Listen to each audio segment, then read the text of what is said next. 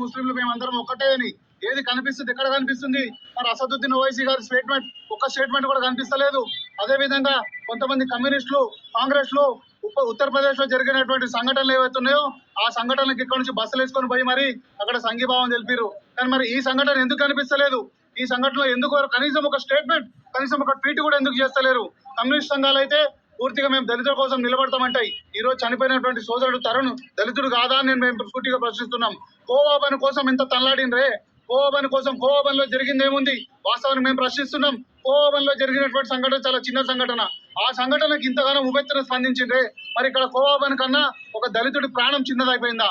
ఒక దళిత సోదరుడు, ఒక యువకుడు, నిండు నూరేళ్లు ఉన్నటువంటి యువకుడిని కొట్టి మరి చంపారు. ఈ రోజు ఇస్లాం అదే నేర్పిస్తుందా? మేము సూటిగా ప్రశ్నిస్తున్నాం. ఈ రోజు ఇస్లాం మతంలో ఉన్నటువంటి కొంతమంది శాంతి మాటలు మాట్లాడుతారు కదా, వాళ్ళని మేము ప్రశ్నిస్తున్నాం. సరే, మేము మీ మతాన్ని మేము అన్నట్లు అనడం మా ఉద్దేశం కాదు. కానీ ఈ రోజు జరుగుతున్నటువంటి సంఘటనలన్నీ కూడా ఇస్లామిక్ తీవ్రవాదానికి ఏదో విధంగా కనెక్టెడ్ అయి ఉంది. మొన్న పహల్గామ్ అటాక్ అయితేనేమి కానీ, ఈ రోజు జరుగుతున్నటువంటి ఈ ఢిల్లీ సంఘటన అయితేనే కానీ అనేక సంఘటనలు, అంతకు ముందుకు సోదరి సాక్షిని చంపడం జరిగింది లవ్ జిహాద్ కేసులో.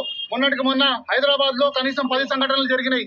నాగరాజు చంపడం జరిగింది. నిజామాబాద్ లో భవ్యశ్రీ, ఒక ముస్లిం యువకుడు మైనర్ అమ్మాయిని భవ్యశ్రీని చంపడం జరిగింది. రెయిన్ బజార్ పోలీస్ స్టేషన్ లో ఒక ముస్లిం చేతిలో మోసపోయినటువంటి అమ్మాయి సోదరి రాధిక అడ్వకేట్, ఆ అమ్మాయిని ముక్కలు కింద నరికి చంపడం జరిగింది. ఈ నరికి చంపే సంస్కృతి ఎక్కడి నుంచి వస్తుంది? ఇది ఏ రకమైనటువంటి సంస్కృతి? ఏ పుస్తకం నేర్పిస్తుంది? ఏ మత గురువులు నేర్పిస్తున్నారు? దీనిపైన దళిత సమాజం స్పందించాలని కోరుకుంటున్నా. ఓ దళిత సమాజమా, ఈ రోజు అంబేద్కర్ దారి తప్పించే విధంగా కొంతమంది మనల్ని దారి తప్పిస్తున్నారు. దయచేసి అర్థం చేసుకోండి.